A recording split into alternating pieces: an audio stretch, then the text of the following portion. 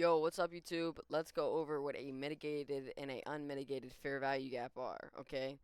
Now, this entire concept is pretty much going to be making your fair value gaps way more reliable so you can get a better understanding of them. But before we hop into the video, there is a free funded account giveaway in the description, okay? I'm just telling you guys, if you guys want a chance to win a free funded account of your choice, any account size of your choice, join the Discord in the description. That's where all the details are. Okay, but let's hop into the video. So, whenever a fair value gap here gets formed, let me go into replay mode for you boys. Uh, okay, as you guys can see, a fair value gap here gets formed. Now, whenever we mark out the fair value gap, you can use a rectangle, a box, and select the middle line. But I personally just mark out fair value gaps like this with a GAN box. Okay, here are my GAN box settings. Right here. Okay, you guys can copy these if you want to. But what doing this is it's marking out the 50% mark of the fair value gap. Now, whenever you mark out the 50% mark of a fair value gap, you are pretty much marking out where price is going to go and then where price wants to go. Okay, whenever a fair value gap gets formed, price will typically push into past the 50% mark of it. So this is a bullish fair value gap. So in order to actually want to take a trade off this fair value gap, it'd have to push in at least to the center point for us to enter. Okay, if it does something like this, then we wouldn't want to enter that fair value gap. Okay, now I'm just gonna go ahead and overcomplicate things for you guys.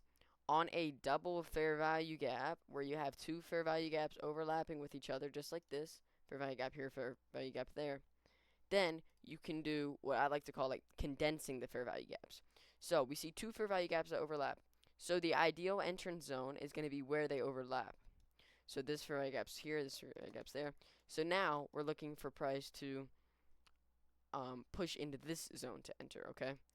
Okay, so pretty much, I mean, that's pretty much it. So price enters the zone, and that would actually be a good entrance.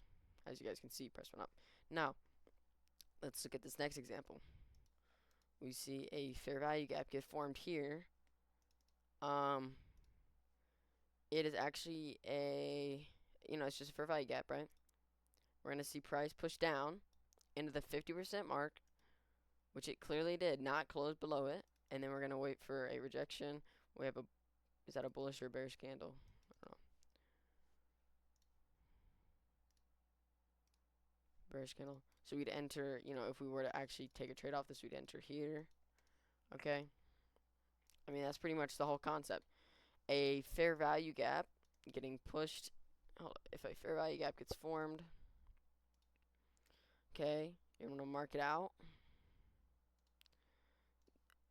with a GAN box or a rectangle with a 50% mark. In order to enter the trade, you're going to want to see price push into the 50% mark of it and push up just like this, okay? In order to enter, you're going to want to see it push into the 50% mark, okay? So whenever a fair value gap gets formed and price doesn't push into the 50% mark, just pushes in here and rejects, this is an unmitigated fair value gap, because like I don't know why this is, but this is called like the mitigation or something. Anyways, though, it's an unmitigated. The second that the center of the fair value gap gets tapped into, it turns into a mitigated fair value gap, pretty much taking away, saying the fair value gap already got filled and that we don't need to be worried about price coming back into the fair value gap, okay?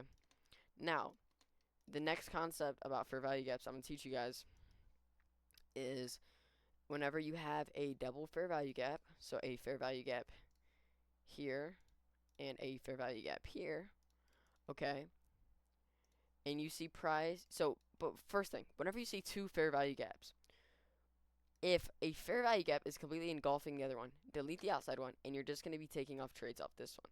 Because where two fair value gaps overlap, say fair value gap, fair value gap, fair value gap. So now, this is the only price zone that you're going to be trading off of, okay? So, you got two fair value gaps, but you condense them. Now, if the bigger this fair value gap, even if it doesn't get mitigated, say it gets pushed into not the center, you can still trade off of it because it was a double fair value gap, okay? So the mitigation point is different, alright?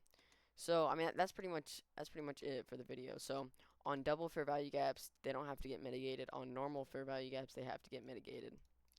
Okay, a mitigated fair value gap is a fair value gap that got pushed in past the 50% mark. And on double fair value gaps, typically they don't get mitigated just because there's so much power there. But as you guys can see here, um, this fair value gap right here, let's look at this one, hasn't got mitigated, gets mitigated. So if we were to have other confluences, that's where we'd enter our trade. Just like, I guess just like that. Looks like they took a bunch of stops, but yeah. Alright, so that's the whole concept between unmitigated and mitigated fair value gaps, as well as when a fair value gap needs to be mitigated and when it doesn't.